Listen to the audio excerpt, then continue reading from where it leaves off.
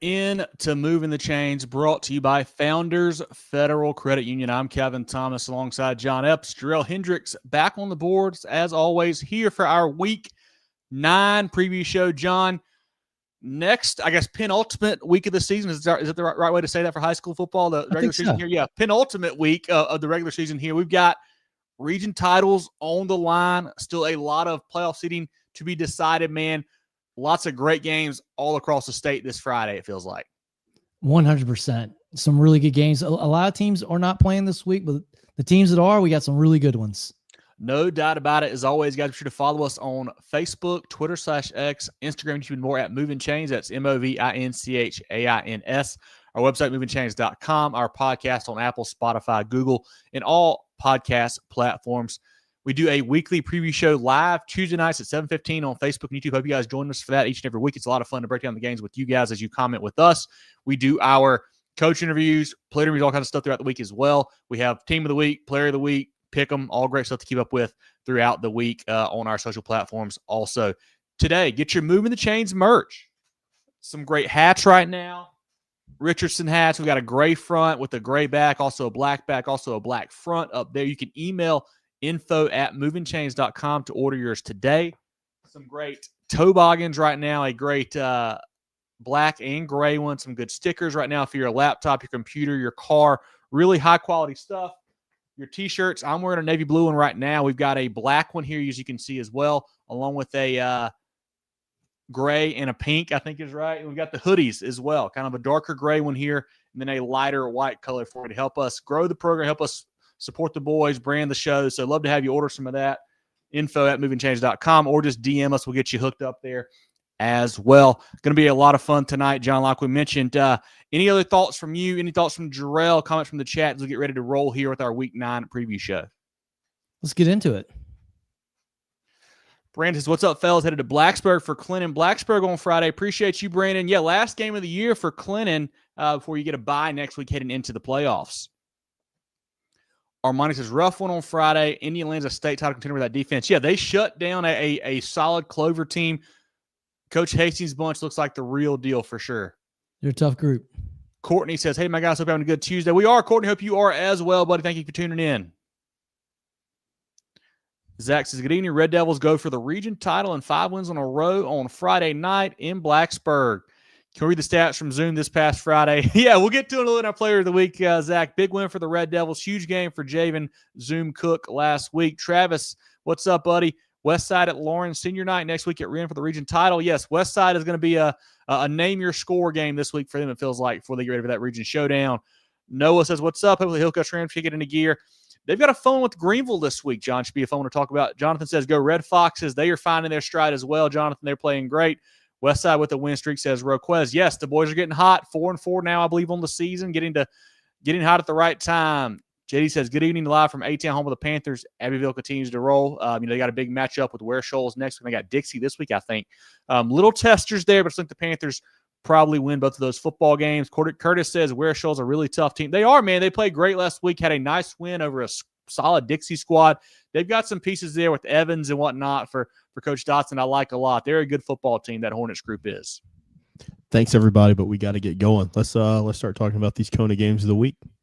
Each week, John, we do 5 of the biggest games across the state. Our Kona games of the week, our Carolina Orthopaedic and Neurosurgical Associates games of the week. Let's start down in the 1A ranks with this Kona game of the week here. Johnsonville at 6-1, 3-0 in the region, traveling to an undefeated Carvers Bay Bears squad. Last year, John, Carvers Bay won this game 38-14 over the Flashes. I feel like both these teams are much improved from last year. Johnsonville had a big win over Green Sea Floyds, 54-27 last week. Carvers Bay had a bye. They defeated Lakeview 32-7 the prior week. So both teams playing really good football right now. Coach Cribb at Johnsonville has gotten them, kind of figured out after a down year last year. Coach Richard at Carvers Bay has been building this up, and they've got a really good squad this year. Who do you like in this 1A matchup? This is for the region title as well on Friday night. Yeah, I love the way Johnsonville's playing. This is the time of the year that they really start hitting their stride and start playing really good football. They had that bad loss against Walkmall. Not a bad Walkmall team, but a bad loss. But since then, they've played really well. They've responded well. But on the other side, Carvers Bay, they have been steady all year. And then last few weeks, I believe they were off last week. Yes. Prior 2 weeks on the Road Warriors, they shut out a really good Latta team. I picked Latta to win that game, shut Latta out, and then turn around the week after that, and they beat up on a pretty good Lakeview team the next week. 2 tough games in a row. They looked really, really good. Now they got a week of rest to get even more healthy, get a little bit more juice for this game. I really like this Carvers Bay team, and I really like their defense. I think Carvers Bay, a lot going for them in this game with the bye week, playing really good defense, playing really good football. I like Carvers Bay to win this game. Johnsonville averaging 28 points per game on offense, 20 allowed on defense. Got quarterback Larkin Powell, who's played a lot of football there for Coach Cribb, a 2-year starter at quarterback. Running back Zag Hollywood Davis went 7 for 107 and a touchdown last week. Receiver Skyler Montgomery had a touchdown as well. Tight end defensive tackle Zach Cooper's a playmaker. And we mentioned it 2 years ago, John, where this Johnsonville team was coming off back-to-back lower state title, championships and playing for the state championship. They lost a bunch of those guys last year, had a really young group, didn't have the season they wanted, but still they got a lot better coming into playoff time, gave a couple guys some scares later on in the season. But this year, that young group is getting older and older, and they've got some players who have been around and a lot of key pieces that are back. I hadn't many mentioned Jameer Ross or Ty McFadden yet. A lot of players that have got experience now for them. They're a good group there at Johnsonville. On the Carvers Bay side, averaging 28 points per game, just 12 allowed on defense. They want to run some more. That's what Coach Richard's bunch wants to do there. Quarterback Christian Simmons, a 2-year starter for them. Running back Kennard Hayward is a stud. He has been having huge games the last few weeks for them. Julius McCray is a playmaker along with tight end, defensive end Jaquan Hanna. Offensive line, you got Zion Giles, the South Carolina commit, a Super 75 guy up front. They are a mean physical football team, and they are tough to stop. And I think especially playing at home, that certainly favors the Bears. I think that bye week came at a great time. You had 2 long road trips, week, 6 and 7. You get a bye week, you get Johnsonville coming to you now this week. I like Carvers Bay as well. A good matchup here, John. This one has been it's 4-4 dating back to 2015. So you get a lot of back and forth in this one, but I think Carvers Bay has the upper hand this year. I think Coach Richard's bunch stays undefeated. I think they're a really good football team. They're a team that is kind of, I feel like, been laying in the weeds all season long to a lot of folks. I know we've hyped them up a lot on the program, but I feel like the state is starting to finally notice that Carvers Bay is for real this year. A proud program, and I think they are back in a really good spot right now. I think so too. Jerel, comments from you or the chat on this 1A Johnsonville Carvers Bay matchup? Yeah, heavyweight matchup here for the region championship. These 2 teams that are really great, and like you mentioned earlier, Johnsonville, uncharacteristic season last year, bounce right back this year, back to their winning way. So it's good to see the Flashes doing so. But this Carvers Bay bunch, I mean, it's like John mentioned, that game with Latta, we knew they were really good this year, but that really showed us how good this team was because they dominated the Vikings in that matchup. I'm going Carvers Bay here, like you said, at home. They're going to be able to just run the football and take care of business here. I don't think it's going to be a blowout by any means, but I really like this Carvers Bay bunch this year. And I still think Johnsonville's poised to make a deep run in the playoffs as well. And I do want to clarify. So if Carvers Bay wins, they will win the region title. If Johnsonville wins, they will have a matchup next week with Latta, where if Latta wins, they have a 3-way tie, be a whole thing. But if Carvers Bay wins, they will lock it up this Friday night. And also, Jerel and I got a chance to interview Coach Matthew Richard a couple weeks back from Carvers Bay. Really fun to talk to him, a guy who is from the area, has been there a long time now. Loved hearing from him and getting some feedback on what this program means to him and how good these guys are this year. So definitely go check that out on our Facebook and YouTube pages as well. Jerel, comments from the chat on this matchup before we move on.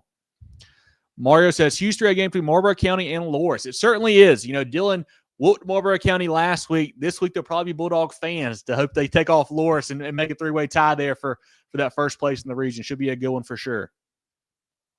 Dion says 33-17 Carvers Bay. John says, what's up, guys? Always listening to you guys here tonight for Greenwood Eagles. Greenwood is playing great football, John. The one slip up against TL Hanna earlier on in the year. They've been awesome outside of that. Appreciate you tuning in as always. Should be a great end of the season for the Eagles. Shorty says, Kev, you on the 3rd floor. Heard your house is massive. Depends on who you ask. We are in the designated Movin The Chains room right now. So that's what we're broadcasting from on tonight's program. It's the 4th floor, but who's counting? That's all we got on this game. Should be a great matchup. Let's go to the next one, guys. Our second Kona game of the week, a 2A matchup here, John. We got the Timberland Wolves at 7-1, 3-0 in region, traveling to take on the Philip Simmons Iron Horses, 6-2, 3-0 on the season. Timberland coming off a nice win over Andrews, 21-7 last week, averaging 32 points per game on offense, 17 allowed on defense. Quarterback Malik Goodman, 85 passing yards, 113 on the ground last week and 2 touchdowns. Receivers Carter Hawkins and Jordan Gorham. Gorham, a youngster getting a ton of offers and interest lately. He is a freak athlete for them. Offensive lineman Desmond Green, the Florida commit, Super 75 guy, leads that group up front for them. Defensively, Green gets it done on that side too. Last week had 7 tackles, 3 TFLs, a sack, a fumble recovery, and a PBU. And then Robert Roberts really kind of sealed the game with a pick 6 late for Coach Wright's bunch. On the Philip Simmons side, they dominated Academic Magnet 57-0 last week, averaging 43 points per game on offense, just 14 allowed on defense. Hayes Goddard was perfect, John. 12 for 12, 241, 4 touchdowns. Also ran for 32 and another touchdown. He has 20 touchdown passes, 0 picks on the season.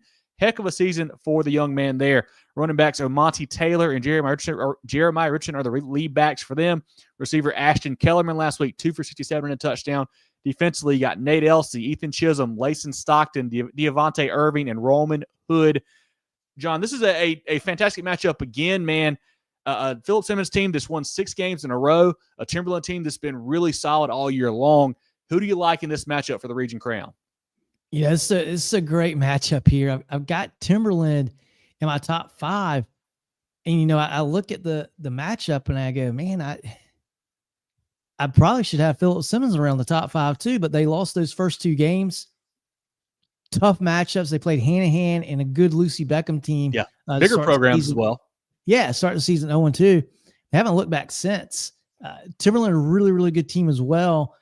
I think this is going to be a really good game, but you just read off the stats for Philip Simmons last week. It's such a luxury to have really good quarterback play, especially at this level. And if you've got a kid that can, it's 12 for 12 for 240 yards.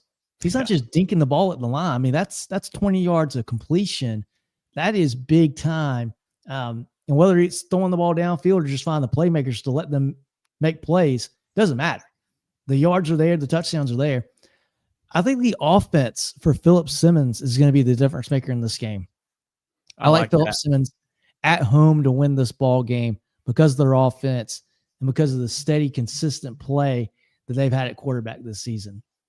Timberland, they're a program that always has good athletes, always has good size. It feels like there's no different for them this year. Quarterback Malik Goodman, he's a good leader for that group as well. And I mentioned Gorham. I think the way that they've got some size outside is really a difference maker. Like you can't, stack the box against that running attack there because you've got the weapons with Gorham and Hawkins who are big guys out wide as well for them. Defensively, same thing, fast, physical as you could expect from that group. Going to be a fun matchup. Last year Philip Simmons won this game 21-7. And I kind of think something a little bit similar, maybe a few more points on both sides, but I think that Philip Simmons feels like the better football team. They're well coached. They're going to have some wrinkles for this group here at Timberland to look for. I think Philip Simmons moves their winning streak to 7 in a row. I think they lock up the region title this week. I like what the Iron Horses are doing. Coach Bendig has done a fantastic job down there. I like Philip Simmons at home to win this football game. Jerel, comments from you or the chat on this 2A matchup? Yeah, keep it simple.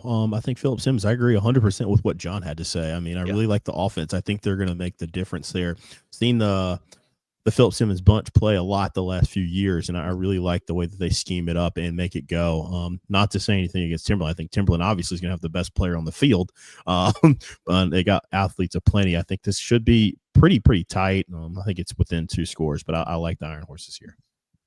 Perfect. Anything from the chat on this 2A game, Jerel? Dion says 35-14. Philip Simmons, a big win there. He's predicting. Dew says Philip Simmons 28-7. Too much for the Wolves. Terrence says Hampton County in the house. What's up, guys? Hampton County playing great football. Terrence, appreciate you joining us as always, my man. That is all for this game. Oh, got one more from Courtney. Got Timberland in this one. Take Timberland 31-17. Okay, Courtney, I hear you. Brandon said he'll take Philip Simmons in 2A Lower State. I think Page Central as a 2 seed might be the favorite. Going to be interesting. 2A Lower State and Upper State honestly has a lot of good football teams on both sides, and it's just be fun when the playoffs roll around for sure. Most definitely. Let's go to the next one, guys. Our third Kona game of the week, John. Always a huge game. These two guys get together. Region title on the line again this week. Gaffney 6-2, 5-0 in region play, taking on Dorman. The Cavaliers 6-2 as well, 4-1 in region play. Last year, a thriller. The Cavaliers won 9-7 against the Indians over at the reservation, John. Gaffney, a big win over Riverside, 49-20 last week, averaging 30 points per game on offense, 18 allowed on defense. Dorman demolished Wade Hampton 52-7 last week, 36 points per game on offense, 14 allowed on defense. Two really good football teams, two teams that kind of seem to mirror each other as far as they both want to run the football and play defense. Who do you like in this 5A game? Yeah, I think this is a really, really even matchup. It more even than most of the games of the week that we talk about on a given Tuesday night. Really even matchup here, I think. Good teams. I think they're probably a player away or a step away from being great. Mm-hmm. But they're still really, really good football teams. And they're really tough at home. Gaffney, obviously the reservation stuff. Dorman's really good as well. They got a good environment. I want to side with the home team in this. From everything I know about Gaffney, if it's a close game, they're probably going to win it. They've had a couple close games this year. They've lost a couple. What scares me about Dorman, I say they lost a couple. They lost two. Dorman, though, the same way. Their two losses, they lost by 3 at Spartanburg a couple weeks ago, and then they lost that overtime game against Greenwood early on in the year, really putting Greenwood on the map. So I'm not super confident in either one of these teams in a really close ball game. And I think we're going to have a really close ball game on Friday. I'm just going to basically coin flip here. I'm going Dorman just because they're at home. But I think it's going to be a really good game. Probably a quick game with all the running that we see. But I think Dorman at home. I'm going to go with the Cavaliers. If this game is at the reservation, I'd say the exact same thing and say Gaffney's going to win because of the home field advantage. Gaffney quarterback Banks Boughton has started to kind of find his groove, it feels like. Last week, 9 for 10, 145 and a touchdown, ran it 7 times for 96 yards and 2 more touchdowns. He's really a good runner, electric with his legs. It feels like that's really his difference-making skill there, it seems like. Running backs, Justin Dawkins went 10 for 61. Josiah Hill, 8 for 88 and 2 touchdowns. And Dominic Odom went 9 for 70 and a touchdown, led by Scotland Dover up front, the Shrine Bowl lineman. Defensively, Zion Ratchford is a difference maker. He had 8 tackles last week, a really good playmaker for them. Geronte Kimbrough had 8 tackles and 1.5 TFLs. AJ Logan, and then DB Zion Dawkins, the guy I like a lot on the back end. On the Dorman side, Meek Slidell had a touchdown pass at the quarterback spot. Running back Nick Means had a TD. He's got 15 on the year. Isaac Tate, 2 touchdowns rushing as well. He's a good complimentary back there to Means. Receiver Corey Cole had a touchdown. You got Watkins, Himes, Camden Miller also has options for them along with Mickler. Defensively, Contavian Anderson, the Clemson commit, Super 75 guy, Shrine Bowler, as well as Jabez Thomas lead that group. We mentioned the run game, John. I do want to shout out Dorman offensive line coach Michael Lancaster won his 300th game as a coach last week. Not the head coach, but still, a part of 300 wins is really cool for him. They always have a good group there on the O-line for the Cavs. This is going to be a fantastic ball game. What worries me a little about Gaffney, John, is that last week had a lot of penalties. You got to clean that up. When you have a game with two teams that are this tightly matched, you can't have a personal foul or a big hold or just, whatever it is at a key moment. That can really flip the game. So that stuff worries me. You got to get that cleaned up for Coach Littlejohn's bunch there. And just like the the Johnsonville Carvers Bay matchup, this one has been really tight as well. It's 5 games apiece going back to 2016. So it's definitely an interesting matchup between these two guys here. And like I mentioned earlier, both teams want to run it. It might come down to who can throw it better. And that I don't know who I trust in that department right now. So going to be a fun one. I don't know where I want to go either. Jerel, do you have any thoughts? Can you sway me one way or the other? Because I don't know what I'm thinking here in this Indians-Cavs matchup. I got no persuasive argument for either team here in this particular game. I felt good about Dorman until they stubbed their toe against Spartanburg a couple weeks ago. So I was like, okay, they seem to have it figured out. And then that game happened. And then Gaffney, I kind of just think they are what they are right now. And I think their coaches are doing a fantastic job of realizing that. Obviously, they're getting it done on the ground, relying on that, trying to protect the ball and dealing with those things, not having a vertical pass game really this year, and kind of just leaning into it. But I got to agree with John again here. I think if this game's at the reservation, give me Gaffney, but it's at Dorman, so I'm going to go with Dorman. don't feel good about it at all. So I think these are like some really good players. I think these teams are not to the top level as reflected with our polls and things like that as some other teams are. But I think it's going to be a fantastic matchup, and it's going to be an intense football game. Hope that helps. Not really. No, it really doesn't. I gave you a precursor to it. I told you I wasn't going to be persuasive at all. I know, and I've been trying to think about common team, like who do you guys face like this other team, or I just don't know who do we compare it to, and I can't get a feel for it. Like I was like, maybe if you look at Spartanburg, compare them to one of these guys, or maybe a Burns. I don't know. It's a tough one here. Just because you guys both took Dorman, I'm going to take Gaffney just to kind of save face of the program here. I don't feel good about it. I don't feel good either way about this one. Should be a great matchup. Last year 9-7. I don't see it being that low scoring again. We're going to see a few more points, but I do think maybe in the 20s sounds about right. So like I said, a quick game, a lot of running the football, a lot of great defense. So looking forward to seeing Ratchford on Gaffney and then Anderson on Dorman get after it. It'll be a lot of fun having those guys stop the run. I do worry. Dorman had some defensive linemen go down a couple weeks ago, Christian Warian and whatnot. I don't know what the health of those guys is. So if they're back, that's a big plus for Coach Morse's bunch. If not, that could be an issue there. But should be a great ball game. What's the chat saying about this one, Jerel? A fantastic Friday matchup here. Zach says, give me Dorman just to mess with the Gaffney people. I love it. Aaron says, if Dorman plays Phil Anderson in the box, they win easy. Yeah, I like that idea. Kind of bring him up down, let him play in the box, attack that run game. I think that's probably a smart move there. Yeah, as well. The last few games, I don't know what the stats were this game, but Banks Bell, he's been like single digit passing attempts like in a lot of games this year. So I don't think that's too far off. Patrick says, come on, John. Hey, man, prove me wrong. I know what's happened before. It'll happen again. Dorman 28-24 says Brandon. Courtney's going Gaffney 23-20. Patrick's got 500 yards of offense for Gaffney, 350 on the ground. Yeah, ran the ball fantastically, man. I mentioned 3 backs here that had 65, 70 plus yards, plus Bowden as well. So definitely good performance on that side of the football. Dorman throws it better, says Aaron. I do like their offense a little bit better. Patrick says, y'all are crazy taking receipts again. I love it.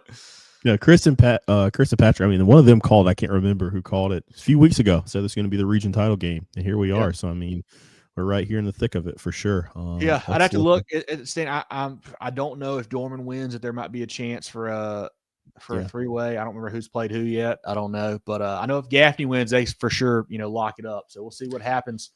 Should be a good one on Friday night over in Spartanburg or Roadblock, I guess technically, right? Yeah, and if Shorty, if you rework that question, I will get it on the screen. I can't put it up as is, but let's go to the next game, guys. Our fourth Kona game of the week, we've got Ridgeview at Sumter. The Blazers 6-2 on the season, 4-0 in region play. The Gamecocks 7-1, 4-0 as well in the region. Last year, Sumter steamrolled that Ridgeview bunch 49-6. John, a huge win for the Gamecocks last season. Last week, Ridgeview 29-7 over West Florence, averaging 36 points per game on offense, 11 allowed on defense. Sumter 47-34 over Blythewood. 41 allowed on offense per game, 19 allowed on defense, John. It feels like this Ridgeview group has been a team that was really tested early, 2 losses to Northwestern and Dutch Fork. Had some injuries early. The quarterback goes out, Trey Howard. Christian Jackson missed some time as well for them, but they continue to keep battling and playing really good football. Sumter, the lone loss there to White Knoll, kind of surprising to me, honestly, early on in the year, but have just steamrolled a lot of folks since then. But it does seem like they can give up some points every now and then too. So it should be a fun matchup here with the Blazers and the Gamecocks. Yeah, it's going to be a really good game. This is a big game for 5A because these are two teams that I feel like, we've talked about Ridgeview, I feel like maybe a little bit more than Sumter. They're 2 really good teams. They're probably going to be in the thick of it as we get late into the 5A playoffs. The Sumter team, I think they're as good, maybe a little, not quite as good as Gamecock teams the last few years. And the big reason is the defense. The defense has taken a little bit of a step back this year. They've had a couple games where they've won. They've given up more points than what you expect a Sumter defense to give up. That scares me a little bit. Offensively for the Gamecocks, great play at quarterback, really good player. Haven't seen them throw the ball a ton. They don't want successful. Yeah, when they're successful offensively, It's pushing around people up front and then having their big quarterback and big running backs pound the ball. For Ridgeview, this works out really well because they are a very athletic team. They are the most sure tackling defense that I've seen all season, and they're doing enough offensively to win ball games. That defense is so good. They don't have to score 40 points every week. And hey, no wasted effort, right? They're if you win a game 26-0, 29-7, who cares? The game's over when you get to the fourth quarter. I think this Ridgeview team is really, really good. Again, I think the defense is going to be able to hold up well against Sumter. I'm a little bit worried about the size of Sumter up front. I think that's tough to deal with for 48 minutes. But I think Ridgeview is athletic enough, talented enough to play good enough defense, and then offensively to score enough points to win this game. I don't know if this is going to be a low-scoring 17-10 kind of ball game, or if we're going to see a 35-31 kind of game. I think we do see a close game, but I like Ridgeview better. I think they're more athletic and they're better defensively. And defense that travels, right? That travels whether you're playing at Sumter or you're playing at home against a good Dutch Fork team. You only give up 28, but really good Blazers team. I like them in this ball game. I think the defense prevails. Coach Howard's Ridgeview squad has had quarterback Bajan Virgo step in the last couple of weeks. Last week went 10 for 20, a buck 12 and a touchdown. Also ran it for 55 yards and another touchdown. Running back Spencer Babayan, 17 for 144 and a TD. Receivers Christian Jackson had a touchdown last week. Carter Coleman and Jordan Mack are also threats for them out wide. Defensively, Deshaun Rush had 10 tackles. DeJuan Franklin had 7 tackles, 2 TFLs. Davin Toney is a playmaker along with Jordan Best and Quincy Grant, who had 2 picks in that ball game in that win over West Florence last week. Sumter, you mentioned quarterback Frank Richardson. They don't want to throw it a lot. They went 7 for 11 last week, but running it is where he gets it done. He went 19 carries for 233, 4 touchdowns. That's just an everyday game for him. We had him for a player of the week earlier on in the season, did something similar, if not a better performance than that. So he wants to run the football. Also, Cleveland Pinckney, 32 carries for 262, 3 more touchdowns. Reggie Shannon is also a good running back for them. Jameer Bay is an athlete out wide for that group there. They've got 3,045 rush yards on the season, John, to just 550 pass yards. So I think that tells you all you need to know about that Sumter Gamecock offense right there.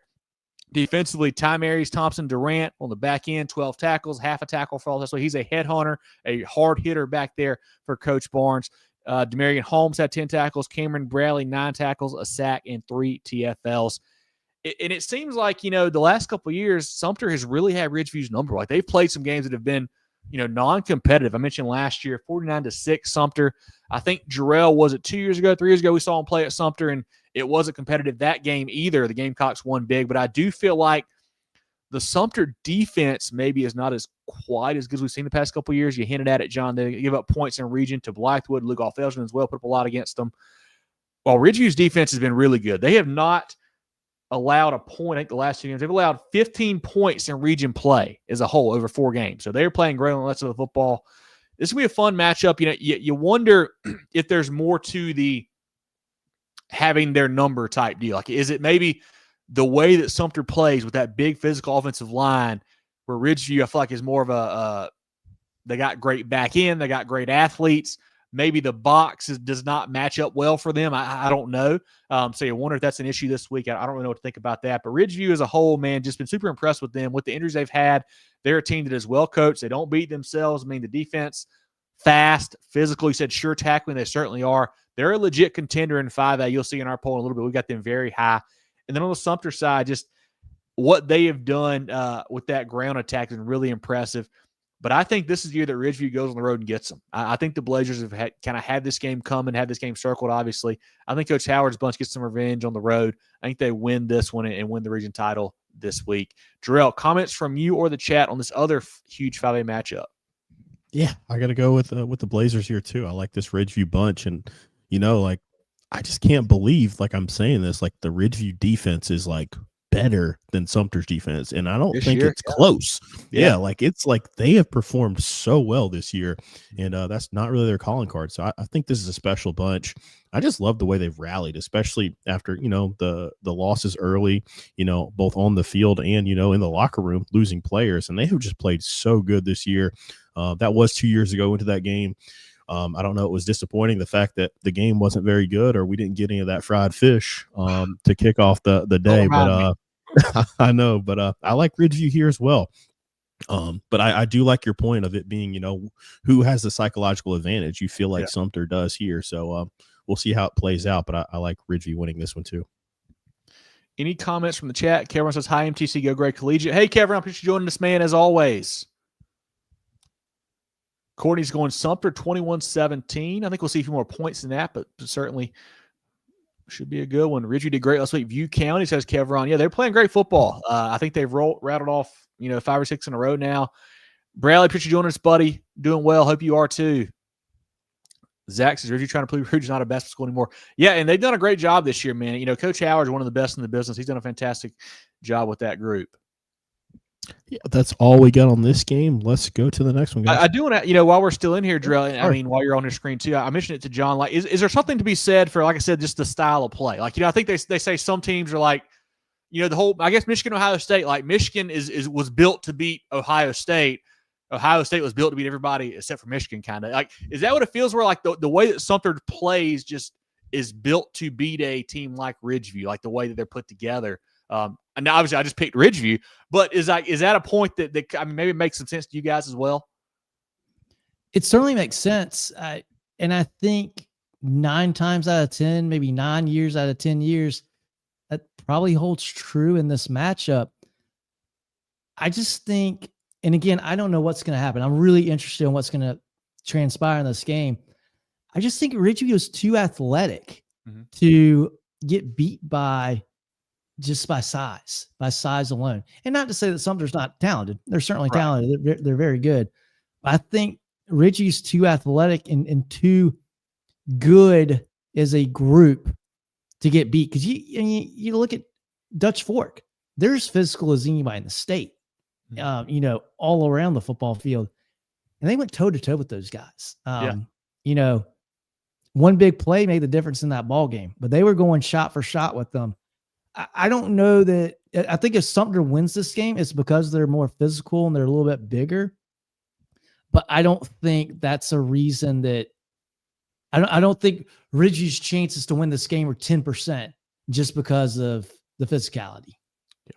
Yeah, I think play style does, like you mentioned, like Michigan, Ohio State, like how teams are, sometimes it just dominates a different scheme. Whether it's offensively or defensively. I think the last few years, what we've seen is maybe that's a part of it, but I think like Sumter was more talented as well. Like those guys were so good on defense, especially up front. Well, it was really just up front. Their front four was massive, making plays. And then also the back end, like they were so good on the back end as well. They always have great DBs and defensive line. I think that's kind of what stops a high flying offense more than anything, where Ridgeview wants to throw the football. If you're getting pressure with 4 and you can cover in the back end, that's a recipe for disaster. Yeah, it should be a good one. I think we're all going Ridgeview here, but should be a great ball game. Mark says Ridgeview by 20. I like that pick there, Mark. Yeah, it's the last one we got on that one. Perfect. Our SCISA calling a game of the week, John. 2 really good squads here. Dorchester at 7-0, traveling to take on the 7-1 Colleton Prep group. Dorchester had a bye last week, back in week 7, defeated Colleton Hall 60-0, averaging 43 points per game on offense, just 10 allowed on defense. Quarterback John Quattlebaum, running back John Wetzel, receiver tight end Abe Schuler and Noah Risher. Defensively, Warren Judy, Bradley Sievert, and Will Quattlebaum get it done for that group. Coach Nelson there does a great job. Colleton Prep, a big win over Beaufort, 28-14 last week, averaging 42 points per game on offense, 16 allowed on defense. Quarterback Cale Owens ran it 21 times for 201, 3 touchdowns. Tanner Wolf, 12 rushes for 92 yards and another touchdown. Hartman Fisk, also a weapon, along with defensively Cooper Taylor and Dayton Birkeland. This was a game we saw twice last year, John. In the regular season, Colleton Prep won 38-12. In the playoffs, Dorchester got them back 45-7. Who do you like in this one here, man? 2 teams that are poised to make deep runs in this 1A playoffs of SCISA. Who do you like, the Raiders or the Warhawks? I like both of these teams. Good answer. Very good teams here. Heck, I could see what happened last year happening again this year. Yeah. I like Colleton Prep being at home. I think a lot like the Gaffney Dorman game. I think these are two very, very evenly matched teams. I'm going to go with the home team. I really like Dorchester's offense. They can really light it up.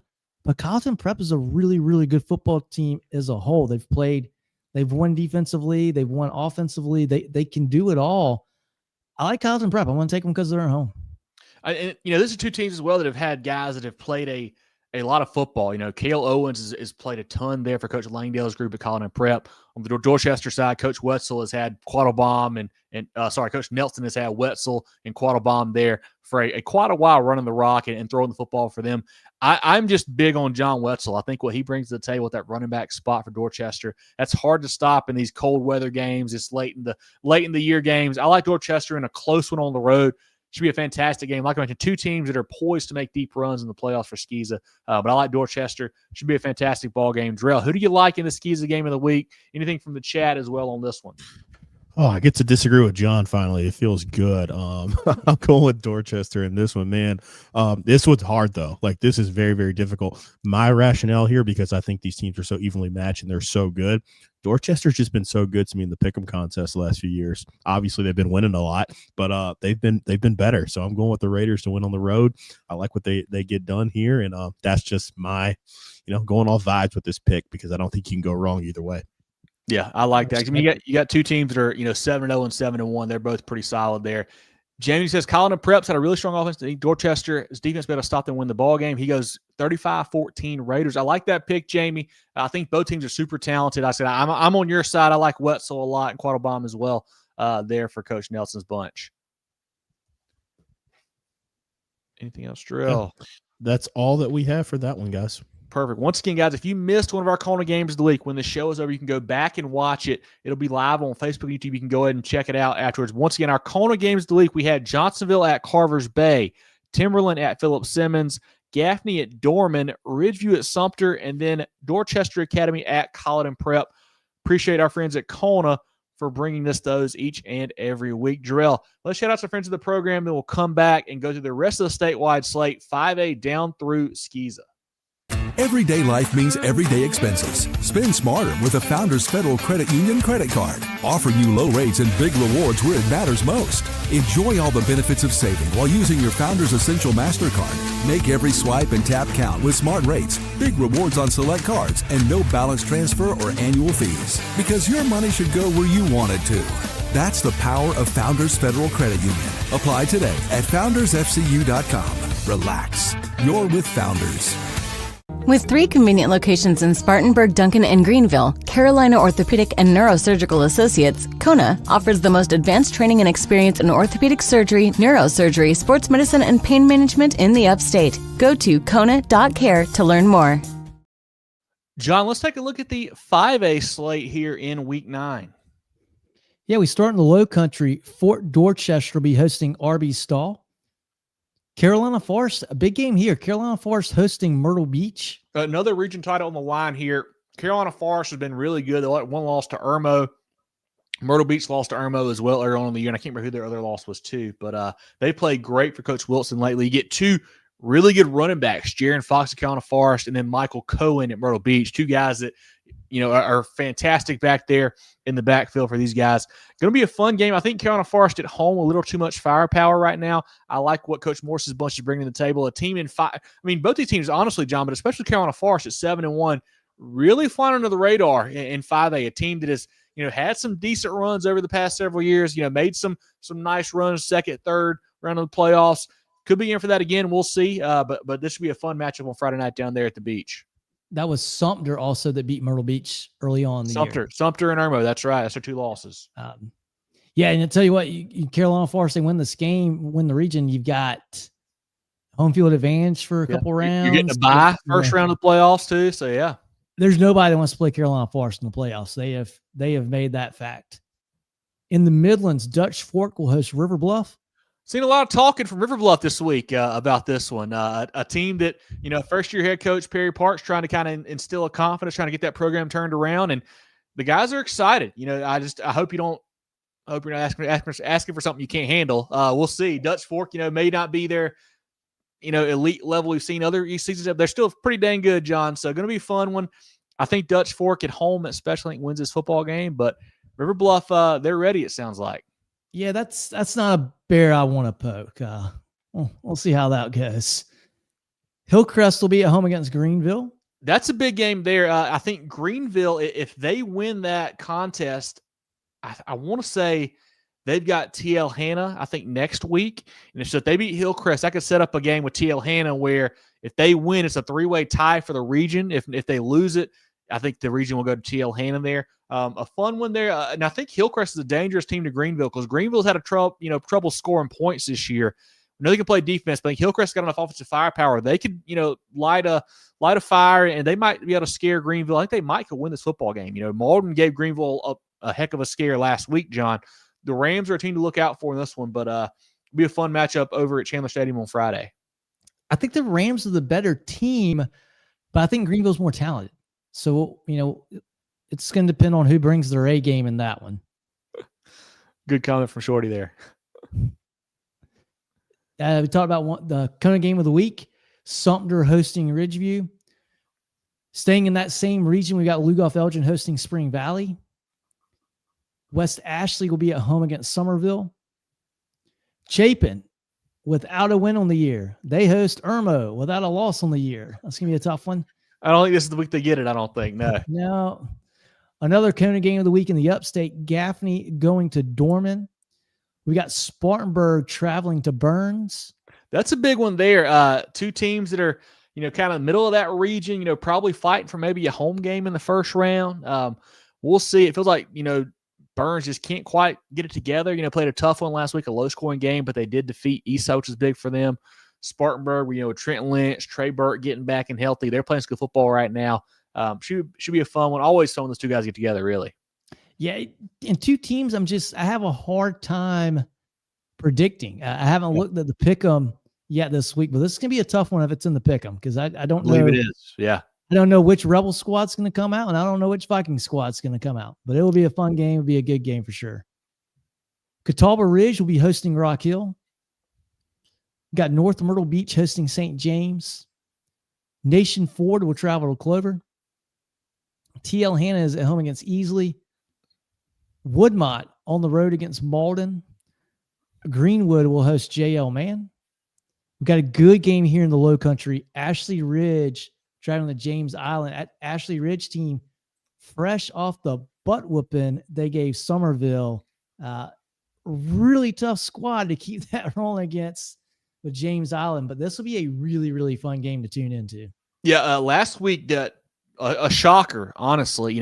AR is a team I think we were pretty high on them going into the year, but then took some lumps early, lost to Berkeley, lost to Oceanside, lost to that Carolina Forest group. We're like, all right, they're okay, they're not great. But then to just, like you said, 42-19 over Somerville last week. That was really impressive. And the way they did it too, Ryan Campbell, the running back, 26 for 202, 3 touchdowns rushing. The quarterback, Trevor Kalick, ran for $131 and another touchdown, also threw for 1. That offensive showing there for that Swamp Fox bunch is super impressive. They'll face a probably tougher test on the defensive side this week because James Island is the real deal. That'll be a fun game, interesting game too, because it's one of those where if Ashley Ridge can knock off James Island, they're in the driver's seat for the region. If they lose, we got a 3-way tie there. Whole lot of stuff. Interesting matchup. I don't know what to make of AR. I don't know if they are just all of a sudden figured it out or just flash in a pan last week. I don't know. Yeah, it'll be fun to watch. Cane Bay will host Goose Creek. Got Socastee hosting Conway. Stratford on the road against Wando. Eastside will be hosting Wade Hampton. Berkeley is at home against Lucy Beckham. Do we need to sound the alarm bells about Berkeley a little bit? Last week they beat a Wando squad that is not great. They beat them 17-3. Had only had one offensive touchdown in that game. That kind of worries me. That's coming off a loss to Stratford 2 weeks before that, where they kind of didn't get anything going in the second half. I'm a little nervous. Lucy Beckham has played some good football this year. They gave Stratford all they wanted a couple weeks back. I'm intrigued by this game here. I still like Berkeley a lot, but this game, I'm a lot less sure about it than I was probably 2 weeks ago, put it that way. They certainly have to wake up. I think they should respond. They're a veteran group. And hey, you get beat by Stratford. Everybody's getting beat by Stratford. Yeah. I can't hold that against them. And if you have one relatively bad game, you win by 2 scores. Awesome. Yeah. Lucy Beckham, they're playing a lot better football too lately. They're a really good team. I think Berkeley, they've got the senior leadership where they step up and they come alive this week. They'll certainly need it. Yeah. Fort Mill will be at home against undefeated Indianland. I think there's more chatter and more attention coming to this Indianland group. I watched them play earlier this year. Good quarterback play, and they're good on the lines. This is a good football team. I expect them to win again Friday. This game here, I think, could be close for 2 reasons. One, I think Fort Mill's defense is really good. They got some really good players on that side of the football there for Coach I was going to say McElhaney. I don't think that's right. Sorry, Coach. I'll get your name right here in a minute. But then also, is it maybe a look-ahead spot for Indianland? You got Northwestern on the horizon next week for all the marbles. Could be a little bit of a look-ahead spot. You pair that with the really good defense there at Fort Mill. Could be a tight matchup. I think Indianland is the better talented team, but it's pretty fun. And it's Rob McNeely is the Fort Mill head coach. Sorry, Coach McNeely. I know I was close about that. But, yeah, I'll have an eye on that one on Friday. Should be an Indianland win, but we'll see. Yeah, I'd rather, if I'm worried about my team being a little sleepy or looking ahead, I'd rather play a team that has a good defense than a team with a good offense, because it's a lot easier to get things going if you're down 10-3, 10-7 at halftime, whereas being down, 28-7. Yeah. West Florence will be at home against Westwood. That's a tough one to say. We'll say that once and move on. Boiling Springs will be traveling to Riverside, and Lexington hosting White Knoll. Jerel, comments from you or the chat on the 5A slate this week? Yeah, no, the big chatter obviously is that upset of Somerville. So yeah, no one had that on the bingo card there, Chris. Or we would have put it in our hot routes this past week, but didn't see that one coming. And Chris also mentions Lynch. I didn't realize that he didn't play last week or got injured. Yeah, I don't think Sumter needed him in that game, so I don't know if they held him or if it was that serious. I don't know the situation there, Chris, but he is certainly a difference maker for Coach Hodges' squad there. Let's go to 4A, guys. Looking down at 4A now, John. We'll start with Aiken hosting Gray. Darlington will travel to Crestwood. I want to mention both those games. For one, Crestwood, I think we were all pretty high on them going into the year, and they've just not quite delivered. A 4-4 squad right now. Middle of that region. That's really been a surprise to me. I thought they would be much better. Darlington has improved for sure. I like Darlington I like the direction they're heading. I think Crestwood a little bit better right now. But then circle back to that Gray Collegiate Aiken game. Aiken, a team that started off 2-0. We were so excited about them, John. Really kind of falling off the last part of the season. I think Gray Collegiate continues to roll in that one. Yeah, they certainly should. We'll have York hosting Richland Northeast. Bluffton at home against Bishop England. Big time game here for that region specifically. Yeah, a Bishop England team that needs a win, needs a big win like that in the worst way as well. Have not shown up against May River or Hilton Head, got beat both those ball games. You need a nice one here in region play. I think Bluffton has that big time offense. So McCarthy and Warren and Patterson, I like what the Bobcats are doing. Yeah, they got to show up, but I do too. May River will travel to Beaufort. West Side at home against Lawrence. Wren will travel to South Side. Midland Valley is at home against South Aiken. Hilton Head will travel to Colleton County. Brooklyn Casey at home against North Augusta. Daniel will travel to Blue Ridge. This is probably Daniel's toughest region game outside of that Seneca matchup. Yeah. And I still think they win rather handily on Friday. South Point will be at home against Dreer. Camden hosting Lancaster. Berea at home against Travelers Rest. The Dog Bowl, as Jerel told us, right? That's pretty cool. South Florence will travel to Lower Richland. Another team that we haven't talked a ton about is Lower Richland. They've had a really good season. 6-3 there for Coach Taylor. That group has played some really good football. South Florence been kind of, not talked about the last couple weeks. They haven't really played anybody. They've got Hartsville on the docket next week. We'll have that as a big game, I'm sure. But Lower Richland, really impressed with them. Had a nice win over Wilson a couple weeks back. Beat Darlington earlier, beat Batesburg, Leesville. They played some good football this year. I think South Florence is too much for them. Yeah, good group for sure. They'll be tough. They'll tough out in the playoffs. Emerald will be at home against Fountain Inn. Hartsville hosting Lakewood. Airport will travel to Gilbert. And we've got Pickens hosting Seneca. Jerel, comments from you or the chat on the 4A slate. Steven says Westside's getting gelling at the right time. 4 straight wins. Yeah, they're playing great football, Steven. Certainly will come down to that next game against the Hurricanes next Friday night. Jessica says Camden Senior Night at Zemp. They should win easily again against the Lancaster team that's down a little bit this year. The Bulldogs are playing good football for Coach Remp. Brandon says Westside 56-10 over Lawrence. I don't know why I keep letting Brandon kick his rival while they're down. RoQuest says Westside's Keelan Powell go for another 5 touchdowns. He had a huge game. One of our Player of the Week nominees last week had a monster game there for Coach Lane. Yeah, and Shorty. We are TR, says Shorty. Jerel Shorty, the TR brethren. Are you paying him on the side? Oh, Shorty's a TR alum too. Come on now. I know it's like a guest appearance here. Jerel, can we get a full breakdown? TR Berea, give us some thoughts. Oh, Devil Dogs by 70. I mean, just gonna destroy those guys. Wow. I mean, lost a heartbreaker. We started off pretty good against Blue Ridge. Lost the jug, but not gonna lose the Dog Bowl. We're gonna get that done. Never say we're gonna lose to Berea. That's just not gonna happen. Coach Good to get in the right direction. I like it. Yeah, good to go. I like it. Anything else on the 4A slate? I'm going to guess we're good. Let's go to 3A. Sorry. No, you're good. Let's look down at 3A now, John. Yeah, West Oak at home against Walhalla. Christchurch will travel to Southside Christian. A good rivalry game there. Southside Christian's been a team that's tough for me to figure out, Johnny. Like they've, looked really bad some weeks, and they've come out surprised me and looked really good other weeks. It's really up and down, not the most consistent season for them right now, but a big win over St. Joe's, let's say 27-7. So it's not like they're trending upward for Coach Guess in year one. I think Christchurch, a few too many playmakers right now. I think Coach Hatfield's bunch wins that rivalry matchup.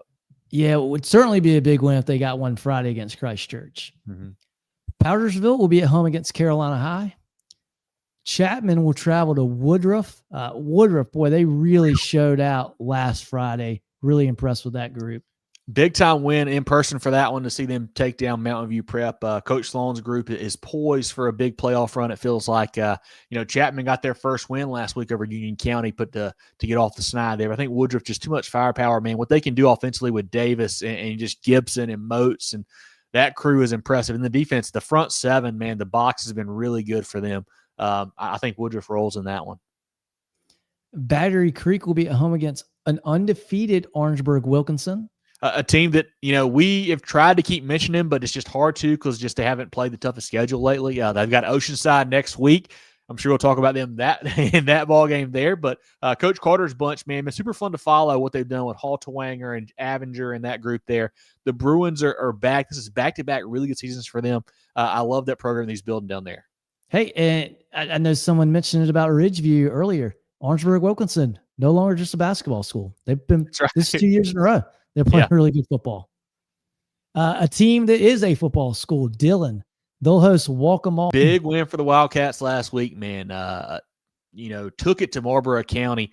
I looked at the stats. I believe Dillon now has given up one offensive touchdown to Marlboro County over the past 2 seasons. So, they are doing a great job on that side of the football, man. And then the young pieces are getting better and better. Zay Robertson out wide's a stud. The quarterback, Kale Sam Funktalia, is getting better and better for that group there for Coach Roller. They're a team you want to look out for in the playoffs. Yeah, for sure. And like you said, they're only going to get better and better. Yeah. That's a good group. And I tell you, the pressure that was on them last week in that Marlboro County game was pretty high, especially for a young group. And boy, they responded. They responded great. Yeah, John, and I want to say this too. Kind of, we've talked about Dillon. That Walk'em group is really good too. They're playing this week. Coach Johnson does a great job there. They got the greats. I think it's AJ and Adrian. Man, they're a tough out. They're 6-2 on the year, man. Playing some really good football. They're a team that I think we were all high on going into the year in 3A. They've got 2 losses to Carvers Bay back in week 0 and then to Loris 2 weeks ago. This Walkmall team is a good squad. I think Dillon a little too much this week, though, for them. A Walkmall team that started to play really good football this time last year, too. Yeah. Staying in that region, we've got Aner hosting Georgetown. This is a chance for Georgetown to get a W. Probably the best chance they've got all year. Yeah. Belton Honey Path will be at home against Pendleton. Broome hosting Mountain View. MVP needs a nice bounce back. I think this point or this game here, it could be my hot routes points factory game here. I think both offenses are really good. In MVP, Coach Ramsey's bunch, I'm sure they will bounce back. Did not have their best showing last week. Should be a fun. I think MVP wins this ball game, locks up second in that region. We've got Keenan hosting Newberry. I'm intrigued by this one, John. Newberry has been really good all year long. Keenan, we expected some good things out of them. Hunter O'Neill at the running back spot has been good, but they hadn't played great. Last week, you get Cam McMillan, the transfer from South Point, is back. He's playing quarterback for them now.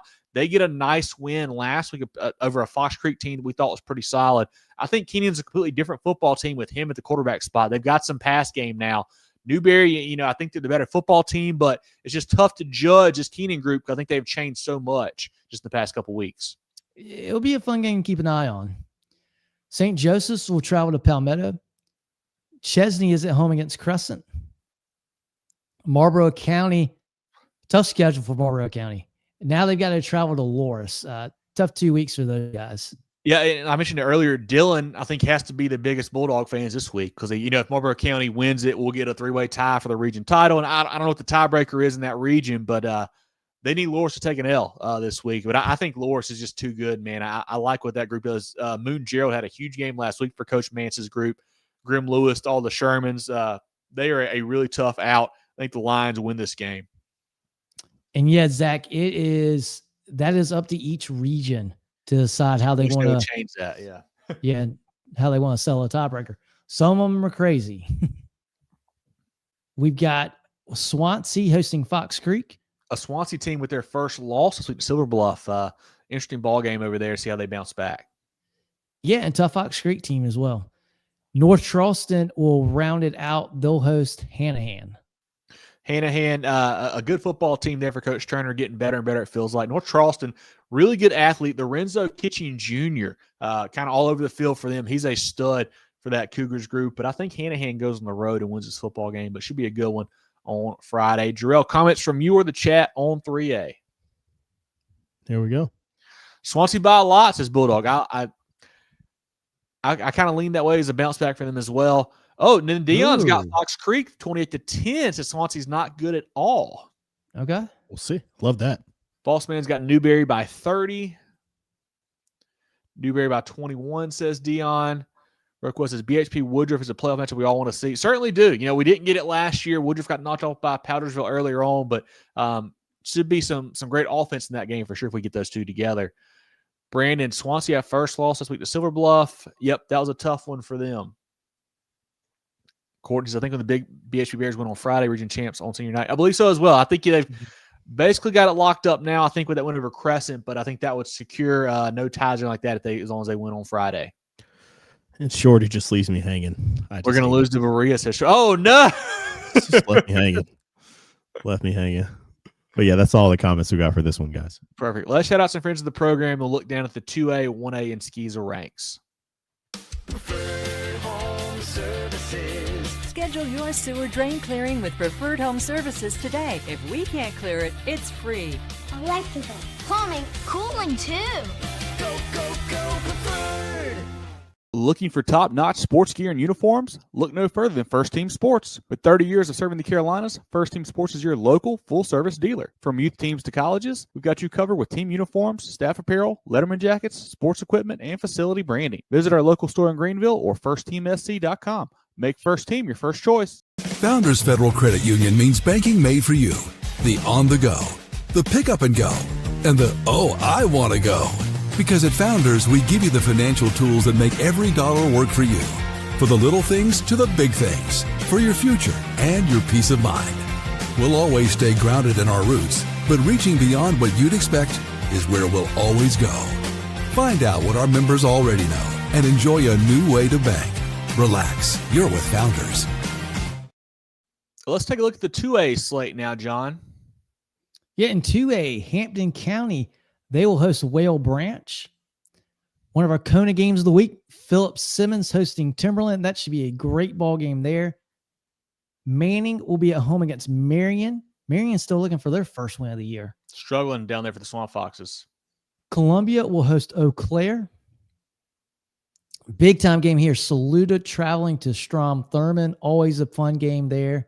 Yeah, when I was looking into it, we were talking, I guess, last weekend or last middle of the week, John. Like, hey, what we're looking at for week 9? What's going to be big? And we had kind of circled this one as a game of the week until Saluda went and got knocked off by 96, and that kind of knocked it off there. I've been a little bit worried about Saluda all year. I feel like they haven't been as good as some things we've seen in the past there for the Tigers.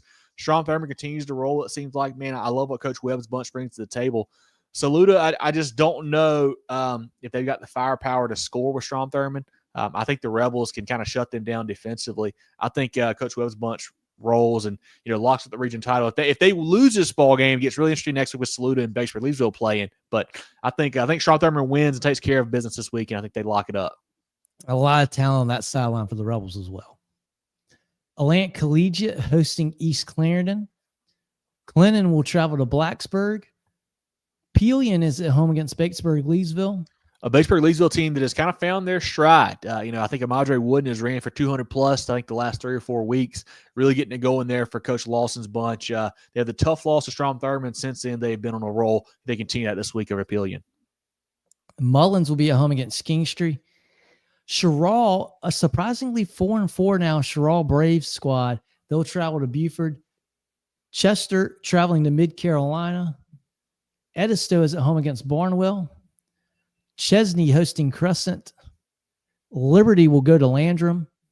Central Pageland at home against Chesterfield. Central needs a bounce back. If you guys didn't see it, one of the crazier endings to a game last week with Andrew Jackson defeating those guys with a late 4th and goal score, and they get a strip as the guys going in for Central there. In a crazy ball game.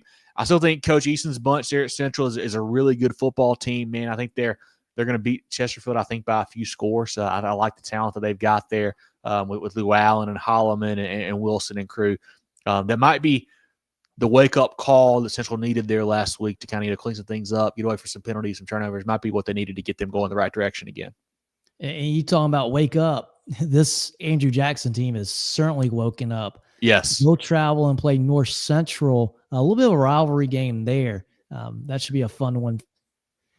96 will be at home against American Leadership. Andrews will be at home against Burke. So I was trying to read the comment there about Andrew Jackson. Sorry, I missed it. My fault. Yeah, they are getting hot. I saw that part. They are getting hot. They're playing some good football. And hey, how about the hustle to run the running back down there at the end of the game to win that ball game? Woodland will be hosting Academic Magnet, and that will round out the 2A slate. Jerel, comments from you or the chat on 2A. Okay, Brandon says Andrew Jackson, one of the hottest teams in 2A.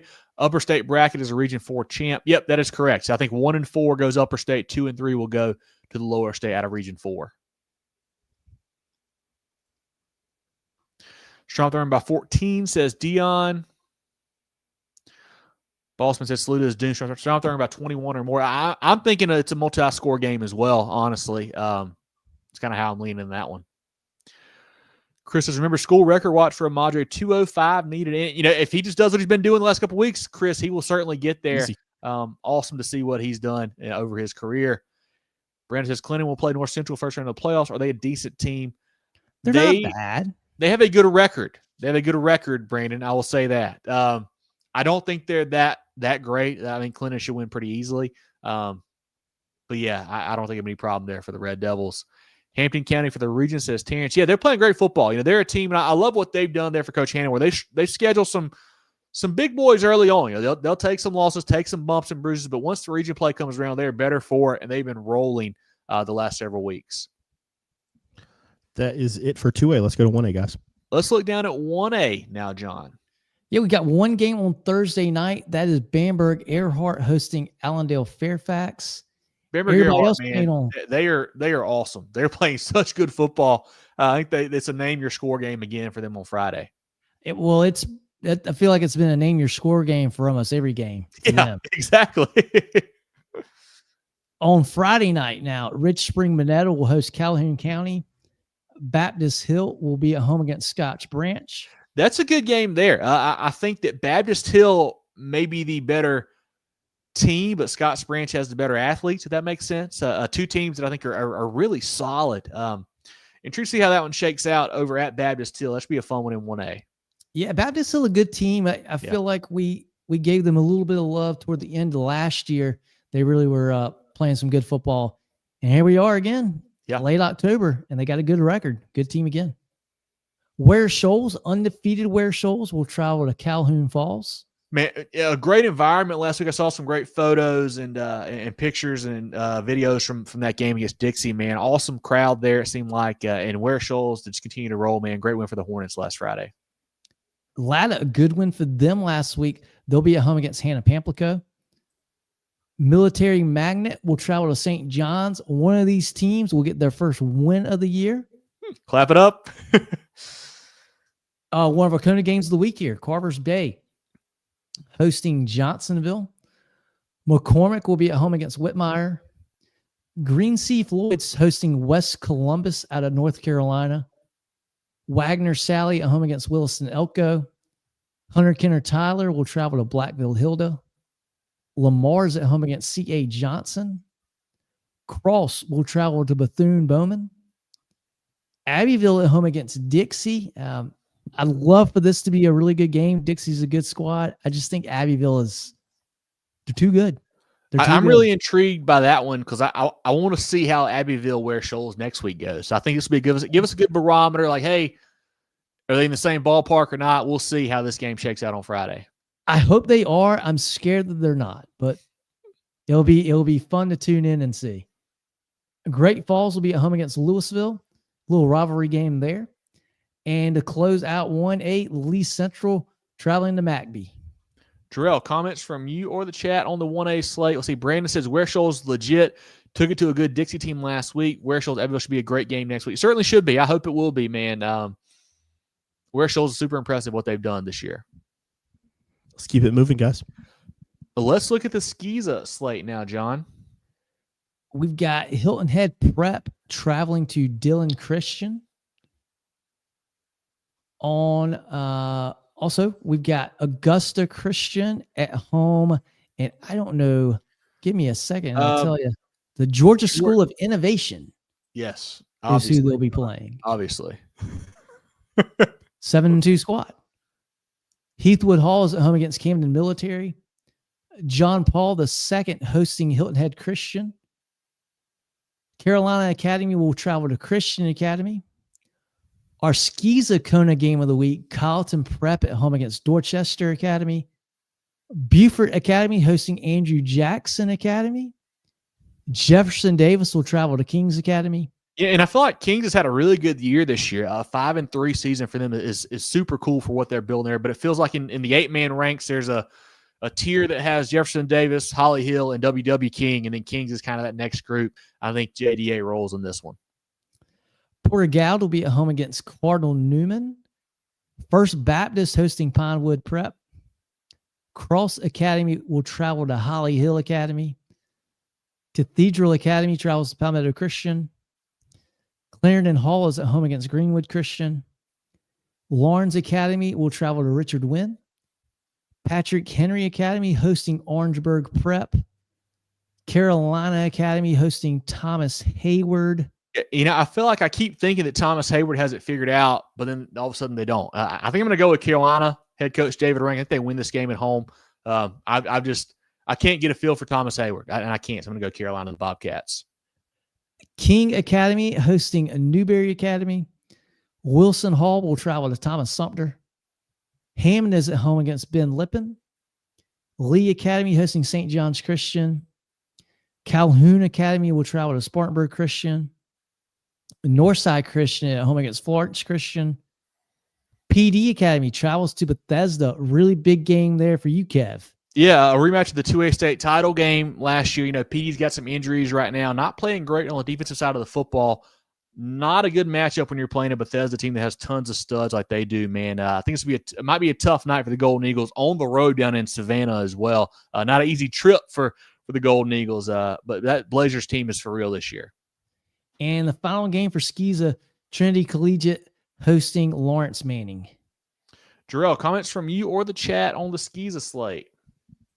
Nothing right now. That's all we have, and looking forward to that. See how PD fares against Bethesda. That's always fun, and that's my first ever SCISA game, so that'll always be special. Those two teams right there. I love it. Well, Jerel, let's shout out some friends of the program. Then we'll come back, go through our pick'em, our polls, and the rest of the show. Everyday life means everyday expenses. Spend smarter with a Founders Federal Credit Union credit card, offering you low rates and big rewards where it matters most. Enjoy all the benefits of saving while using your Founders Essential MasterCard. Make every swipe and tap count with smart rates, big rewards on select cards, and no balance transfer or annual fees. Because your money should go where you want it to. That's the power of Founders Federal Credit Union. Apply today at foundersfcu.com. Relax. You're with Founders. The George Agency has been serving the insurance needs of South Carolina for over 40 years. They're a full-line insurance agency concentrated in employee benefits and health insurance with an office in Mullins and Murrells Inlet, but they can help you all across the state. They have clients in Greer, Rock Hill, Columbia, and more, so wherever you are, they can help. Give Bradley, Wayne, Richard, and the crew a call or check them out online at thegeorgeagency.net. That's thegeorgeagency.net. Our Pick'em contest is brought to you by Hannah Engineering. Each and every week we do 11 games across the state. It's a great way for you to keep involved with not only your team, but your region and the rest of the state as well. Jerel, let's look at last week's winners for week 8. We had a couple of perfect scores, Daryl B and Tyler G with 11. I want to shout out Daryl B. That's back-to-back weeks with 11, so super impressive what he is doing there. A bunch of 10s, Ryan, Big Pop, Scott, Andy, Todd, and Lee. A bunch of 9s as well. Had to just type them out and say there's 11 more at some point with the 9s. But a lot of groups had 9 there.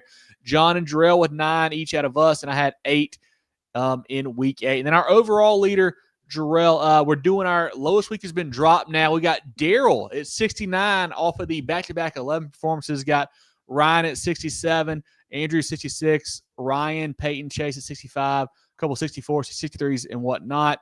John has 63, Jerel has 64, and I have 6'7", as the kids say, right, Jerel? 6'7". That's what I've got right now. So appreciate you guys participating in our Pick'em contest brought to you by Hannah Engineering each and every the email address. I'm copying off Daryl's paper this week. So yeah, Daryl's got it figured out right now, doesn't he, man? He's making some good picks there. Shout out to our friends at Hannah Engineering for helping us out with that. And Jerel, if you're ready now, let's unveil the first team sports polls we mention every week. We want to do our own because we don't trust the other polls, and I feel vindicated each and every week. It feels like when ours come out. But let's take a look. Do you want to go 1 to 5, 5 to 1? I guess we're going 5. We're going 5. Yeah, we're starting here. Do it. I feel like we've been going the other way, so we're going to go this way this time. D1 5A, we got Dutch Fork getting all 3 first place votes this week. Got 2 ties here. Tie for second, Ridgeview and Somerville, and James Island Stratford tied for 4. This one had a little shake up because we did not know what to do with Somerville. No, I had no idea. That was a big, I think we had talked last week. We're like, hey, if Somerville beats Ashley Ridge, they might go to number 1. Instead, they lose, and we're like, where do we put them now? I have no idea. Really tough there. I will say that there's nobody else really think I even want to put in the top 5. Honestly, though, it's like I thought I said maybe Ashley Ridge because of that win, but I was like, I don't know. Like, so I feel like it had to be those 5 teams. I just had no idea how to order them. Really. Yeah, and go ahead, John.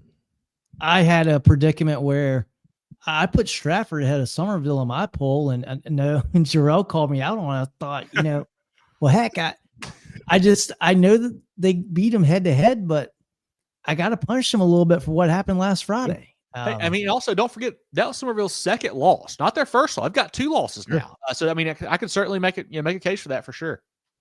It wasn't calling you out. It was just asking. I want to know what you value, because too, like, I want to know what you guys think, because I value your opinion on when I make my poll as well. So, it was not calling you out, because Somerville, they didn't lose though. They got crushed.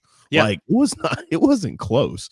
So the only hard thing for me is, like, I do head to head is my number 1 thing. So that was the reason why I felt like it was best to keep them ahead, but different strokes for different folks. Let's go to Division II, though. We got Irmo sitting at the top, getting 2 first-place votes. Northwestern getting a first-place vote at the number 2 spot. Big mover the last couple of weeks. Indialand all the way up to 3 in our poll, and a tie for 4 with TL Hanna and Greenwood. That's just a technicality. The tiebreaker, TL Hanna, definitely took those guys out. We still have Berkeley hanging around, receiving some votes as well. Yeah, super intrigued by this Indian Land group, man. They have been high risers for us, and they will get there. They will get a good test with Northwestern next week for sure. We'll really find out about those guys. I think we talked about it last week. I still just have a hard time with like TL Hanna because like I know they beat Greenwood, but I just don't. I don't know. Like they worry me. Like I don't know if they're the 4th best team in 5A Division II. They won some good games. I feel the same way, Kev. They won some good games. Yeah, I think 8 out of 10 times Greenwood wins that game. I think Greenwood overall is probably a better team, but TL Hanna was better that night, and honestly, that's all that matters. But let's go take a look at 3 and 4A. 4A has a little bit of a shakeup on the bottom portion of the poll here. South Point, surprise, surprise, they stay at the number 1 spot, getting all the votes. South Florence at 2, Gray Collegiate at 3. Another high riser got Hilton Head Island up to 4. Daniel hangs on at 5, and North Augusta slightly dropping out, but still receiving some votes. What do you guys make of 4A this week? I wanted to put Hilton Head Island high. I was like, I just don't know who to move out because nobody in the poll did anything bad. Like nobody lost, nobody had a bad performance. So it was a tough one for me to figure out what to do with them, really. So I don't mind that poll where it shook out. I think those are the 6 best teams. I think that we made the point last week. We continue to not have AC Flora in there. I know why the other polls do, but I don't really feel bad about that. I think we've got a good group here for sure. Yeah, I think Greg was off last week, right? I honestly I don't remember. I think they were because when I was making my poll, because I had them toward the backside of my top 5, and I thought, okay, well maybe I put AC Flora in, maybe I put North Augusta in. And I looked at it and I thought about it. I was like, no, I think Gray's better than both of those teams still. Gray Collegiate. They top 5. They beat South Aiken 44-7 last week. Okay. Yeah, no, I'll say it. North Augusta is a team that's been a stalwart in my poll, and I dropped them out this past week. I've really struggled with them and Daniel, like who I should keep there. And I want to reward Hilton Head for what they've done the last few weeks. And they've won these games convincingly. They've played really, really well. And obviously at the top portion, there's no punishing those guys. And I think we'll see some movement, obviously, the next couple of weeks there as well. But going over to 3A, Oceanside stays at the top spot, getting all the first place votes. Newberry at 2. Woodruff makes an appearance again in a big way. They're up to 3. BHP's at 4. Loris is at 5.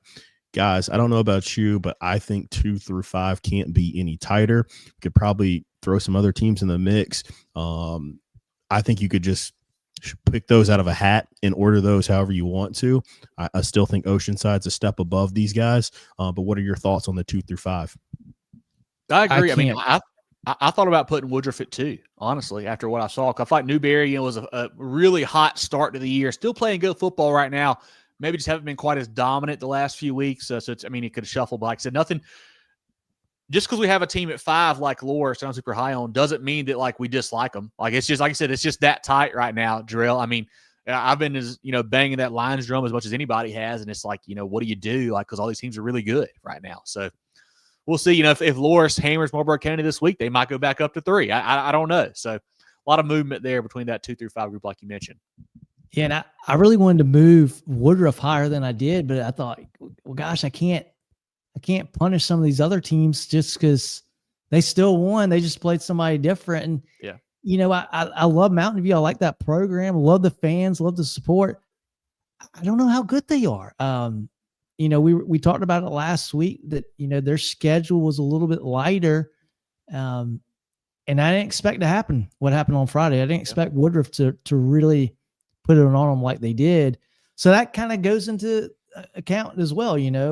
Maybe Mountain View's not as good as we thought they were, but I tell you what, I can't wait for the playoffs to start for 3A. It's going to be the wild west with these guys. Yeah, again, and I think BHP is like we're not against them at all. I think they're just suffering from competition And I feel like I value rewarding some of these schedules more so than what they've played, but that doesn't mean that I don't think they're a really good football team as well. But yeah, we'll go down to 2A and 1A.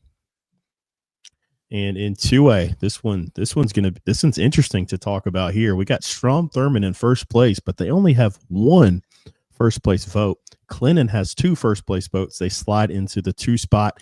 Hampton County at 3. Andrew Jackson here in the poll at 4. And Central Pageland hangs on after losing that tight one with Timberland sliding out and still receiving votes. What do you guys make of 2A? I can't wait for the 2A playoffs. I mean, it was tough for me because, like, Jerel, I agree with you. I certainly value head-to-head a lot. But it's tough when you got a Central Pageland team that has now lost 1 game. That was to Andrew Jackson. But Andrew Jackson's got 3 losses. So it's like, well, how much? Like, I mean, I don't know. Because in one of those losses for Andrew Jackson as well was the Fairfield Central. We don't have it in the poll at all. So it gets really tricky there at some points. I didn't know what to do with that part there. That's what really threw me off. I didn't know. I was like, I don't know how far to drop Central. I don't know how high to go with Andrew Jackson. And honestly, I feel like the rest of the poll moving up was just kind of by default. Like, I was like, well, let's just put them up there and then we'll figure out what to do with the other guys. I don't know. With Clinton, I have the opposite problem with Clinton. I'm the Strom Thurmond vote, but Clinton, I punished them earlier in the year because they had losses. Yeah, against good teams, but they still lost. I watched that Daniel game and they felt like they kind of gave it away. But this team is really, really good. Like, I'd have no problem with them getting first place votes and being second in the poll. But I just, in my head, I can't jump them ahead of a Strom Thurmond. Strom Thurmond's going out and won the games. I got to reward them. I can. I got Clinton number 1. I think they've earned it, especially once they've come back to competition that's closer to their classification. They have just been rolling through it. I think they've really hit their stride. Those games we're talking about them losing are to quality opponents, teams that we have ranked in other classes. So I give them, quality loss is such a terrible way to phrase it. But I mean, if you're going to schedule the big boys and continue to play those programs, I'm going to give you credit for it. And I think that's kind of something we saw with MVP. Maybe they were a little bit inflated from the competition, and that's a new school. Like, they don't really have the opportunity to build out a schedule like a historic program like Clinton, but you kind of see it later on down the road. And AJ, man, like you've mentioned, 3 losses, but you got to put them up. They're going to win that region. And that's a really, really good region too. Like, we're talking about North Central, Central Pageland, Schraw. Those are really, really good teams in Lower State. The hardest one for me out of those 5, Hampton County. Yeah. That's the one that I struggle with. Yeah. I'm going to be interested to see, if the game goes like we predicted this week, where if Philip Simmons beats Timberland, then really what do we do? How high do they jump in the poll? It's a mess. It's an absolute mess. Or if Saluda knocks off the Rebels, what do we do then? A lot to be figured out still in 2A as well. Most definitely. Let's look at 1A. I mean, again, this one stays the same, and I don't think this one has changed in, I don't know, at least a month. We got Abbeville at number 1 getting all 3 votes. This one's been the easiest graphic for me to make all year. Abbeville at 1, Bamberg 2, Carvers Bay 3, Cross at 4, 5 with Johnsonville. Again, we'll see some movement here in 1A. The hardest thing here, guys, is a team that's not receiving votes and frankly should, is Ware Shoals, but we only got 5 spots. Yeah, if we were going 6 deep, I mean, I got them in there, no doubt. Yeah, it's tough, man. That's the one for me. I just hate leaving Ware Shoals out. That great season they've had so far, but that's your poll for the week. Really exciting stuff, guys. Yeah, really appreciate our friends there at First Team Sports for helping us put that together each and every week. And I do want to mention this too. I know we got a comment earlier from our friend Nathan on our page outside of the show, but wanted to mention the RPI. And I don't know if you guys are familiar with the way the RPI works in South Carolina. You guys might care, you might not care. I don't really know. But basically 5A and 4A are using that for some playoff seeding. There's a max preps RPI, and it's really weird, Jerel and John, because it takes in 40% your winning percentage, 30% your opponent's winning percentage, and the other 30% is your opponent's winning percentage. So it gets really kind of convoluted there for 5A and 4A, and it'll help determine, like I said, some seeding and some at-large in those bigger classifications. And like one of the big problems for me right now when you look at it is if you look at the 4A RPI, you have submit. We're gonna send. There we go. At number 4, you had North Augusta. Number 5, Seneca. Number 6, Gray Collegiate. Number 7, Daniels. So you've got North Augusta and Seneca above teams that beat them in the RPI rank. So it's just odd. Like I don't love that system. I don't know if there should be a better formula. I don't know. Like I think the problem with the formula is I don't know why the fact of who your opponent plays and their winning percentage is as much as the fact as it is how good your opponent was at the beginning. Like that's the one that really gets me. I don't love it being 30-30 on that back half there. I think that's really odd. Well, and what I can't get over is there's nothing to compensate for different classifications. Right. It's just yeah. You could be a 1A. Well, I know it doesn't count for 1A, but okay, you could be a 4A team. You go up and play. Hey, South Point. They played Northwestern. Yeah, Northwestern's really good, but they lost that game. You're like, yeah, they lost to Northwestern. They're one of the best teams in the state. Yeah. And, somebody could lose to a 1-loss 4A team that's just not that good, plays an easy schedule, and it gets counted the same. It's crazy. Yeah. So, this is the second year of them using this. I'll be really intrigued to see if they continue or what the situation is going to be. When we get this next reclass here, they might change the way they do that. I don't know. But certainly interesting. I don't really understand as well, Jerel and John, one of you guys may have seen this. I understand, I guess, for 5A because you're breaking out different regions where half a region goes high, half a region goes low. I understand that. But like for 4A, why are we using it for 4A and not for 3 or 2 or 1? Because there's not a split class there. So I don't really understand the dynamic of why they do it that way. That's a great point.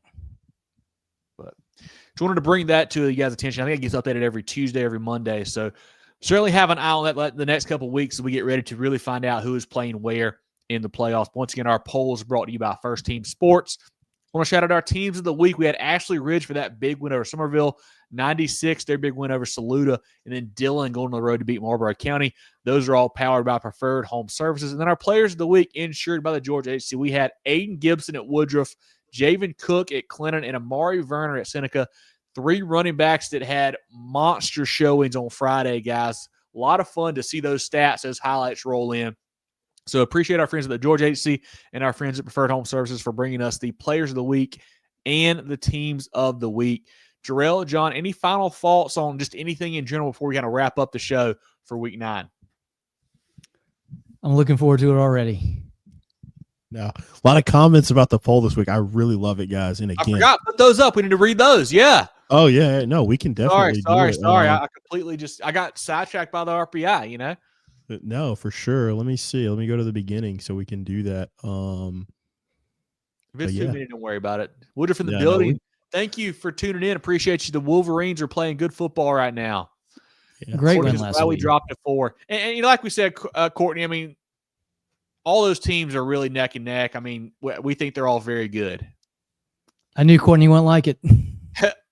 Brandon has set up a huge third round game. BHP at Woodruff. Yes, that will be massive if we get those two together. Ron says, y'all guys are against BHP. Tell me a team that's 5 different running backs and average 40 points a game. If you're basing Woodruff off MVP games, because MVP is not what they're supposed to be. We got nothing wrong with BHP. Like we said, Brian, we're high on that team, man. It's just, I think part of it for us is they ain't played anybody. They ain't played nobody, Paul. That's what it comes down to. But we got no problem with BHP. We know they'll be there at the end. Brian says Central will bounce back, make a strong run. Yeah, I agree. And honestly, I mean, Lower State 2A is probably the easier side of the bracket from Upper State 2A. So not necessarily the worst thing for Central going down there to Lower State. Brandon says Clinton losses are number 2, Newberry, number 3, Woodruff, and number 5, Daniel. Yeah, certainly a murderer's row non-region there for Coach Fountain's group. Bossman's got Strom Thurman's got losses at 4A North Augusta and the number 11 team in Georgia. Also a tough non-region there for Coach Webb's team. That's why we got them 1 and 2. So yeah, I mean that just says it all. I mean, it's really, really tight. All of these polls are really, really tight, and I want you guys to know, again, number one, like we're not biased in any way. Like we just we pick who we think's the best at that time. Like, we don't root for anybody. We root for the state of South Carolina. So it doesn't really matter. And, we put some time in it for sure. So, and we only rank 5 teams. It's easier to rank 10. And it's a lot more volatile. It's hard to rank 5. So we don't take that lightly. So it's going to be a lot of fun. But as always, if you're listening to us on Tuesday, make sure you get out to a game on Friday. Get some subs on the YouTube. That's all I got for this week, man. It's almost time. I cannot believe it. I was doing the graphic week 9. So week 10. And going back to the poll, the last thing I want to say on that is it's about to sort itself out. We're here. It's playoffs. So we'll know soon enough who's number 1, who's number 2. And they'll sort out on the field. Yeah, going to be a lot of fun as always, guys. Be sure to follow us on Facebook, Twitter /X, Instagram, YouTube, and more at Movin Chains, TikTok as well. MovinChains.com is our website. Podcast available on Apple, Spotify, Google, and more. We do our weekly preview shows, 7:15 on Facebook and YouTube. Come join us live each week. We'll be back next Tuesday for week 10. Hope you check that out. Throughout the week, we have coach interviews, player interviews, Jerel, players of the week, teams of the week, all kinds of great stuff going on. Throughout those, check us out on there as well, like all those social platforms, like I mentioned. Get your Movin The Chains merch right now. Some great hoodies. We've got this darker hoodie here. We've got a lighter hoodie as well. You can email info@movinchains.com. Got the navy t-shirt here, a black t-shirt as well, a gray one and a pink one also for you guys for great Christmas presents here. A great sticker right now. Looks great on your car, your water bottle, your laptop, whatever. Couple good toboggans, gray and black. Also some hats.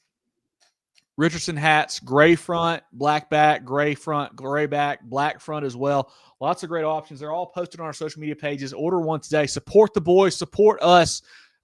You can order it info@movinchains.com or DM us on social media to get yours ordered. Love to see you guys repping some more of our stuff, helping spread the word. I keep saying this, we've got how many thousands of listeners each and every week on all of our platforms, but there's a lot more people that don't tune in who don't know about us yet. So hopefully you guys will help us spread the word, tell more and more folks. Really enjoyed getting out to Woodruff last week. Got to see a lot of folks that we know, Brody, Sean, Curley. We're great talking to those guys. Obviously, Coach Sloan, Coach Ramsey, catching up with them was a lot of fun. Skyland, saw him down there.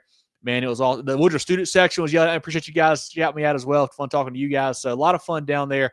At Varner Stadium, man, was a great atmosphere and a great showing from the Wolverines. So if you see us this Friday, certainly say hello. Come say hey to us, man. Love to chat it up with you. But, John, anything else from you? Anything else for you as we wrap up here in week 9? No, I'm looking forward to it. I'm hoping to take in the Timberland Phillips Simmons game. Really looking forward to that on Friday. It's great. Every week we've got really, really good matchups, and it's not in just one part of the state. It's all over the place. We are really, really lucky to have some really good football in this state and some really talented athletes. And hey, we never talk about the fans. Just some great support. Support from the student bodies, the parents, the community itself. That really makes it special as well. So hats off to all of you guys that go out on Fridays too. Certainly. Anything else from you, Jerel, as we wrap up here?